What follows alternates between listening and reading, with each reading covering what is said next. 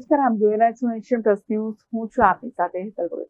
Delhi Mumbai express highway પર સતત બીજા દિવસે અકસ્માત થયો છે, જેમાં સુરતથી અમદાવાદ તરફ જતી કાર ચાલતી ટ્રકની પાછળ ઘૂસી જતા કારમાં સવાર 2 લોકોના ઘટનાસ્થળે જ મોત અને 2 લોકો ઇજાગ્રસ્ત થયા છે.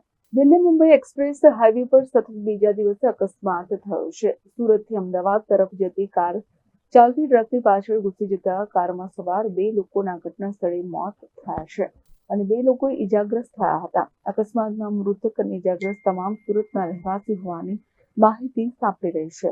તો લક્ષ્મીપુરા ગામ પાસે આ અકસ્માત થયો હતો, જેને પગલે હાઈવે પર લોકોના ટોળે એકત્ર થઈ ગયા હતા. અકસ્માત બાદ 108 એમ્બ્યુલન્સને જાણ કરાઈ હતી. ઘટનાની જાણ થતા તાલુકા પોલીસ સ્ટેશનની ટીમ પણ ઘટનાસ્થળે દોડી ગઈ હતી અને આ મામલે વધુ કાર્યવાહી શરૂ કરી છે. હાલ પાદરા સીએચસી ખાતે મૃતકોનો પોસ્ટમોર્ટમની કાર્યવાહી શરૂ કરવામાં આવી છે અને બંને ઇજાગ્રસ્તની સારવાર પણ આપવામાં આવી રહી છે.